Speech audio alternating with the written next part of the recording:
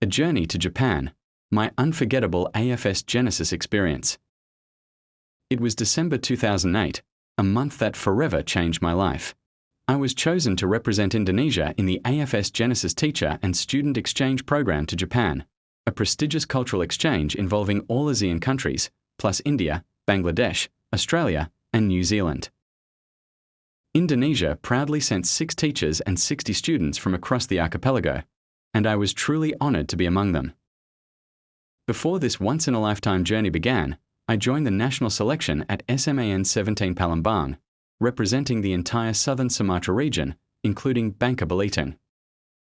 Out of 40 teachers, only 1 was selected, me. 2 brilliant students from SMAN 1 and SMAN 17 Palembang also made it through. Our pre-departure orientation took place at TMII, Taman Mini Indonesia Indah, in the PLN building, Jakarta. We studied basic Japanese phrases, tasted authentic Japanese cuisine, and rehearsed cultural performances that we would later showcase in Tokyo's Sumo Arena. As the departure date drew near, excitement and curiosity filled the air. When the big day finally arrived, the AFS Bina Antar Budaya team gave us a warm send-off in Jakarta. We boarded Japan Airlines, JAL, for an 8-hour flight, nearly as long as a trip to Mecca. Arriving at Narita International Airport, we were welcomed by the Japanese committee and checked into a hotel in Tokyo. That evening, we attended an orientation session and received our schedule for the upcoming month. The opening ceremony the next day was held at the magnificent Sumo Hall, where all participating countries performed their cultural showcases. Our Indonesian group proudly presented a lively traditional dance, earning applause and admiration from the audience. Then came a city tour of Tokyo, including the iconic Tokyo Tower, followed by a dinner gathering with delegates from all over Asia and the Pacific. The city's bright lights and organized beauty left us in awe. As we explored Japan, several things amazed and even shocked me. Vending machines were everywhere, selling drinks, snacks, even hot meals. Toilets in public places had digital panels, warm seats, and automatic water, something unimaginable in Indonesia at that time.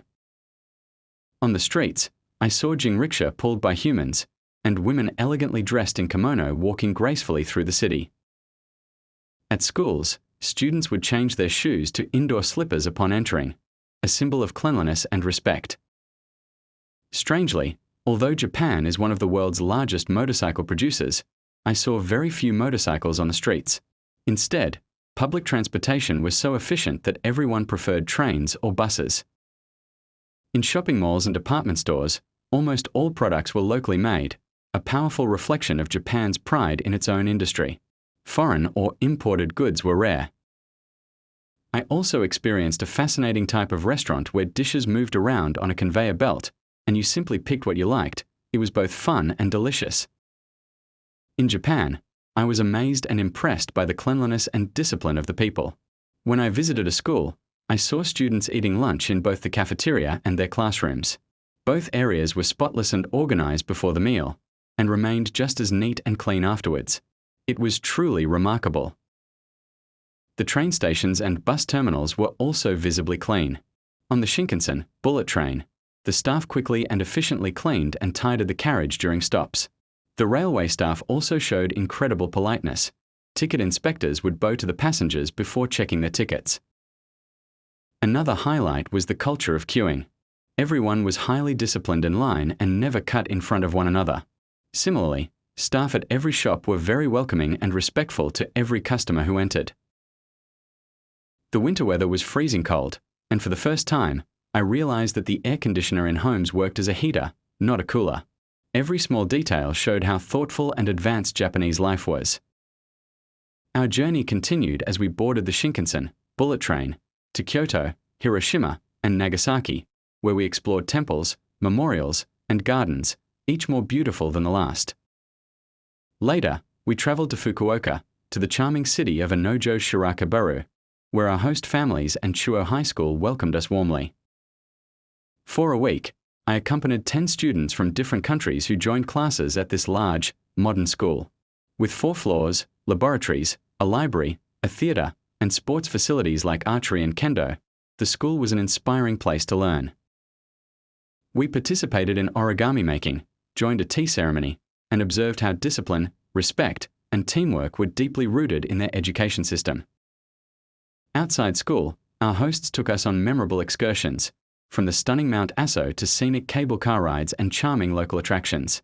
The kindness, hospitality, and humility of the Japanese people left a lasting impression on me. When our final day arrived, a grand farewell ceremony was held in the school's hall. Tears filled our eyes as we said goodbye to new friends who had become like family. We returned to Tokyo by plane, our hearts full of unforgettable memories. That 1 month in Japan taught me so much about culture, education, technology, and life itself. The AFS Jenesys program was not just an exchange. It was a bridge connecting people, hearts, and nations. Even today, I still carry the spirit of that journey, a reminder of how far learning and friendship can take us.